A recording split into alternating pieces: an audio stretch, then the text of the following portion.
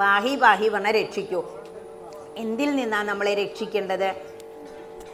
ഈ ലൗകിക സുഖങ്ങളിൽ അങ്ങനെ മുങ്ങി എന്നിട്ട് സുഖം കിട്ടുന്നുണ്ടോ? നിങ്ങൾ തന്നെ സ്വയം ഒന്ന് അനലൈസ് ചെയ്ത് നോക്കൂ. നിങ്ങൾ അന്ന് സ്കൂളിൽ പോയിരുന്ന കാലഘട്ടം, ചെറുതാകുമ്പോൾ നമുക്കൊന്നും അങ്ങനെ അറിയില്ല, ഒരു 5 വയസ്സ് വരെ അല്ലേ. അത് കഴിഞ്ഞു സ്കൂളിൽ കൊണ്ട് ചേർത്തു, പ്രാരാബ്ദം. ഭഗവാൻ എത്ര ദിവസമാണ് പഠിച്ച്?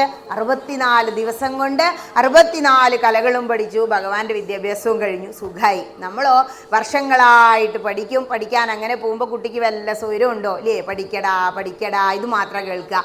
കുട്ടി പറയും ഈ പഠനം ഒന്നാണ് തീർന്ന് കിട്ടിയാൽ മതി, സൗകര്യവും സമാധാനവും ഇല്ല. അത് കഴിഞ്ഞു ഇനി ഉന്നത വിദ്യാഭ്യാസത്തിന് പോകണം, സാമ്പത്തിക പ്രശ്നം, ലോണ്, അച്ഛന് കടം, അപ്പോഴേക്ക് അറ്റാക്ക്, എന്തെല്ലാം പ്രശ്നങ്ങളാണ്. അപ്പോൾ ഈ കൊറോണ കഴിഞ്ഞപ്പോൾ ഇനി അതൊക്കെ കഴിഞ്ഞു എന്ത് ചെയ്യുന്നു? ജോലിയിൽ പ്രവേശിച്ചു.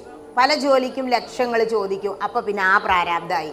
എങ്ങനെയൊക്കെ ആലോചിച്ചാലും നമുക്ക് ഒരു സുഖവും സമാധാനവും ഇല്ല. ഉണ്ടോ? ഇനിയിപ്പോൾ ഈ സമാധാനം കിട്ടാൻ പിന്നെ എന്താ ചെയ്യണ്ടേ? അതിനാണ് നിങ്ങൾ ഈ ഭഗവത് സേവ കഴിക്കുന്നത്. കുടുംബത്തിൽ ക്ഷേമം, ഐശ്വര്യം, മനഃശാന്തി എന്നിവ കിട്ടണോ? ഭഗവത് സേവ കഴിക്കണം. ഭഗവത് സേവ വഴിപാട് മാത്രം കഴിച്ചാൽ പോരാ. ആ സമയത്ത് നമ്മളവിടെ വന്ന് ഭഗവാനെ തൊഴുത് മനസ്സുരുകി പ്രാർത്ഥിക്കണം. ഭട്ടാനം ചാർത്തുന്നതിനേക്കാൾ കൂടുതൽ ഭഗവാൻ എന്താ വേണ്ടത്?